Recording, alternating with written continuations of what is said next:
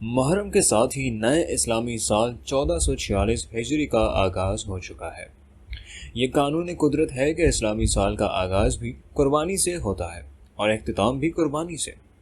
یکم محرم الحرام کو خلیفہ راشد مراد رسول امیر المؤمنین فاتح بیت المقدس و کیسر و کسریٰ حاکم عناصر اربع شہید منبر و محراب رسول اللہ صلی اللہ علیہ وسلم انتخاب رب العالمین خلیفہ دوم وکیل ام المؤمنین حضرت سیدنا عمر فاروق رضی اللہ تعالیٰ عنہ کی شہادت کا المناک سانحہ پیش آیا۔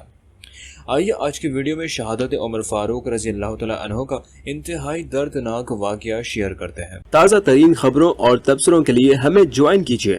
اگر آپ حالات حاضرہ سے مکمل آگاہی حاصل کرنا چاہتے ہیں تو حق پاکستان واٹس ایپ چینل پر شامل ہونے کے لیے جوائن لکھ کر اس نمبر پر واٹس ایپ میسج کریں 031522888560۔ ناظرین، حضرت عمر کی شہادت کا واقعہ یوں ہے کہ ابو لولو فیروز حضرت مغیرہ بن شعبہ رضی اللہ تعالیٰ عنہ کا غلام تھا۔ یہ کاریگر آدمی تھا اور بہت سے ہنر جانتا تھا۔ بڑھئی اور لوہار کے کام کے علاوہ یہ چکیاں بنانے کا ماہر بھی تھا۔ حضرت مغیرہ نے اسے کام کے لیے آزاد چھوڑ رکھا تھا۔ اپنا کام کر کے ایک طے شدہ رقم یہ حضرت مغیرہ کو دے دیتا تھا۔ اس نے ایک مرتبہ حضرت عمر سے شکایت کی کہ اس پر خراج زیادہ ہے۔ آپ نے خراج کی رقم پوچھی تو یہ نہایت معمولی رقم تھی، جو کہ 2 یا 4 درہم روزانہ تھی، جو کہ فیروز کی کاریگری کے مقابلے میں کچھ بھی نہیں تھی۔ اگلے روز اس نے آپ پر حملہ کر کے آپ کو شہید کر دیا۔ اس کے بعد اس نے کئی صحابہ کو زخمی کیا اور بالآخر خودکشی کر کے مر گیا۔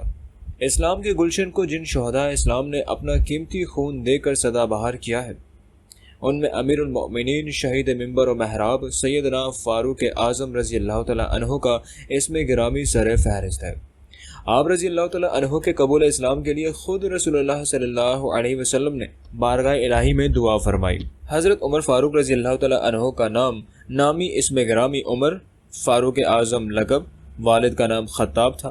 آپ علم النساب میں ماہر تھے، نیز آپ کا شمار قریش ان گنے چنے افراد میں ہوتا تھا جو لکھنا پڑھنا جانتے تھے۔ فن خطابت کے بھی ماہر تھے۔ ذریعہ معاش تجارت تھا۔ اپنی آمدنی کا بیشتر حصہ فقراء، غلاموں، مسکینوں، مسافروں، ضرورت مندوں پر خرچ کیا کرتے تھے۔ اپنی بہن فاطمہ رضی اللہ تعالیٰ عنہ اور بہنوئی سعید بن زید رضی اللہ تعالیٰ عنہ کی استقامت سے متاثر ہو کر مشرف با اسلام ہوئے۔ یہ دراصل آپ صلی اللہ علیہ وسلم کی اس دعا کا اثر تھا: اے اللہ، اسلام کو عمر بن حشام یعنی ابو جہل یا عمر بن خطاب کے ذریعے عزت عطا فرما۔ اسی وجہ سے آپ مراد رسول صلی اللہ علیہ وسلم کہلاتے ہیں۔ اسلام قبول کرنے والوں میں آپ کا 40واں نمبر ہے۔ آپ کے قبول اسلام سے دین اسلام کو نئی قوت عطا ہوئی۔ حضرت عمر فاروق رضی اللہ تعالیٰ عنہ نے اپنی ذہانت و فطانت، جذبہ خدمت خلق اور معاشرے کو فلاحی و مثالی بنانے کے لیے بے شمار تجدیدی کارنامے سر انجام دیے۔ آپ نے اپنے دور حکومت میں چند ایسے شعبے قائم کیے جو اس وقت نظام میں موجود نہ تھے یا پھر ان کی اس طرح تنظیم نہ تھی۔ سب سے پہلے عدالتی نظام حضرت عمر رضی اللہ تعالیٰ عنہ نے مرتب کروایا۔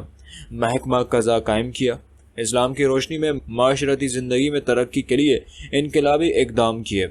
مجلس شورا قائم کی۔ منظم فوج، اس کی تنخواہ اور چھاؤنیاں بنوائیں۔ راتوں کو شہر شہر گلی گلی پہرے داروں کا انتظام کیا۔ خراج کا نظام بنایا۔ مالگزاری کے قواعد بنوائے۔ جیل خانے بنوائے۔ بیت المقدس کا نظام منظم کروایا۔ سڑکوں اور نہروں کی تعمیر کروائی۔ نئے شہر آباد کرنے کی روایت ڈالی۔ تعلیم کے شعبے کو منظم اور چھٹیوں کا نظام وضع کروایا۔ مردم شماری کروائی۔ ہر سطح پر امتیازی سلوک کا خاتمہ کروایا۔ اسی طرح تاریخ وضع کرنے کی طرح ڈالی۔ حج کے موقع پر کانفرنسیں اور جلسے کرنے کو رواج دیا۔ درے کے ذریعے سزا دینے کا نظام بنایا۔ حکمرانوں کے لیے سادہ طرز زندگی متعارف کروائی۔ بیواؤں کے لیے سرکاری خزانے سے وظیفہ جاری کروایا۔ پولیس کا باقاعدہ محکمہ بنوایا۔ زمینی محصولات کا نظام بنایا۔ غلاموں اور ملازموں کے لیے خصوصی اقدامات کیے۔ یتیم اور لاوارث بچوں کی نگہداشت، تعلیم و تربیت کے لیے ادارے قائم کیے۔ لاوارث بچوں کے لیے بیت المال سے وظیفوں کا انتظام کیا۔ ان کے مصارف کے لیے پہلے 100 درہم مقرر کیے اور پھر اس میں ہر سال اضافہ کرواتے رہے۔ یتیموں کے پاس اگر جائیداد ہوتی تو اس کی حفاظت کروانے اور تجارت میں لگا کر اضافے کا انتظام کرواتے۔ معاشرے کو مثالی و فلاحی بنانے کے لیے جو 8 شعبے، محکمے اور اقدام حضرت عمر رضی اللہ تعالیٰ عنہ نے کیے تھے، ان پر آج مغربی معاشرے میں 100% عمل ہو رہا ہے، لیکن مسلم معاشرے میں ایسے اقدامات خال خال ہی نظر آتے ہیں۔ مزید اپڈیٹس کے لیے دیکھتے رہیے حق پاکستان۔